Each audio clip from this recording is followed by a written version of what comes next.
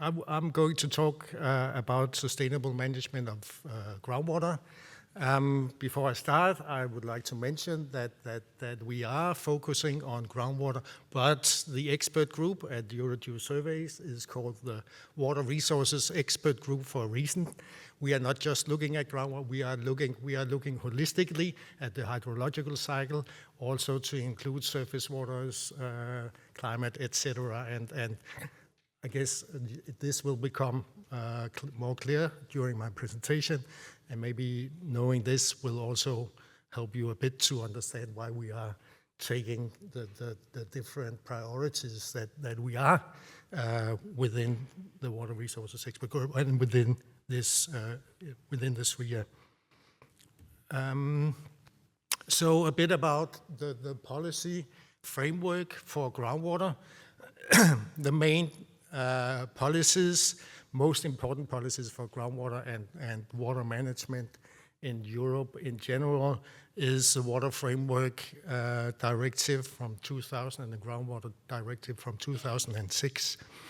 And they stipulate that all member states have to assess groundwater quantitative and quality or chemical status within 3 different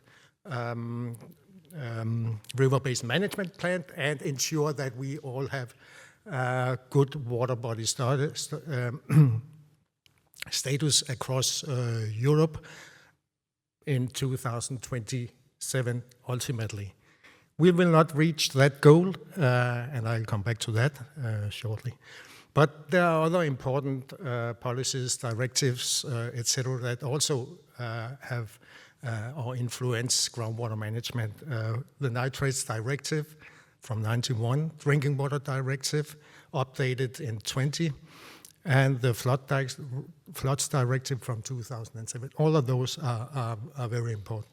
Recently also the Global Biodiversity Framework and the EU Biodiversity Strategy, and lately, or most recently, the Nature Restoration Regulation, all have some implication for groundwater management also in Europe. And I think it's fair to say that the Water Resources Expert Group, the GEUS Surveys, have been the institution that have most continuously actually contributed and supported the working group groundwater within the Common Implementation Strategy for the Water Framework Directive for the past 20 years or so. And we do that by provide data, knowledge, etc. for implementation of the Water Framework Directive.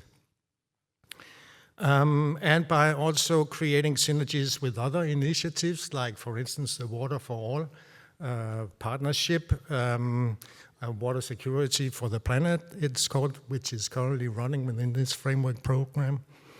And generally, we do a lot of scientific support to the Common Implementation Strategy for the Water Framework Directive and other regulations. Very convenient, actually yesterday morning, it's very kind of the European Environment Agency. They published Europe's State of Water 2024 based on the latest member state reports on the status of all the member states in Europe. And the report outlines 3 main challenges: protecting and restoring aquatic ecosystems, achieving the zero pollution ambition, and adapting to water scarcity, drought, and flood risks. This EGS 3 addresses all of these, and I hope I can demonstrate that in the coming slides within the groundwater goal and priorities. So here are the 4 priorities that we have defined so far. Number 1, integrating climate and groundwater surface water monitoring and modeling for impact assessment and projection of climate change mitigation and adaptation, and integrated surface and subsurface spatial planning. Setup of portfolio of solutions for adapting to climate change and increase groundwater and surface water resilience in rural and urban areas. Assess the chemical status of groundwater bodies to protect surface water ecosystems and health. This is what all member states are doing and reporting, and what we contribute to via our involvement in the working group Groundwater. Finally, the assessing global change impacts on water, energy, food, ecosystems, or WEFE nexus, and the resource society nature nexuses.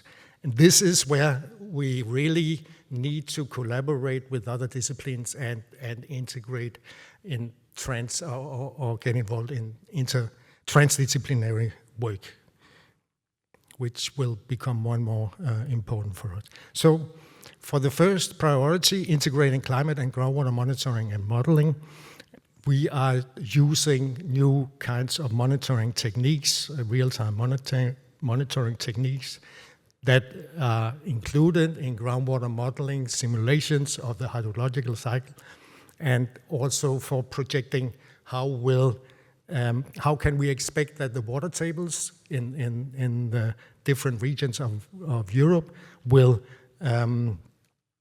develop within short-term, months scale, and long-term up to maybe 80 years here, maybe until 2020, 100.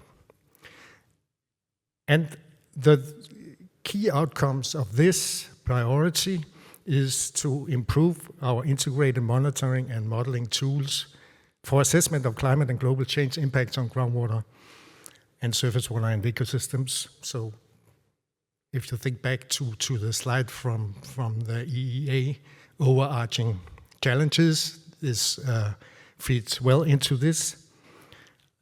Also to estimate groundwater residence times to assess water resource vulnerability and define realistic timelines for reaching remediation targets and assess history and fate of contaminants. So this is very relevant in relation to the zero pollution ambition that the EEA mentions. And finally here also develop efficient mitigation and adaptation measures. Second priority, the portfolio of solutions for adapting to climate change.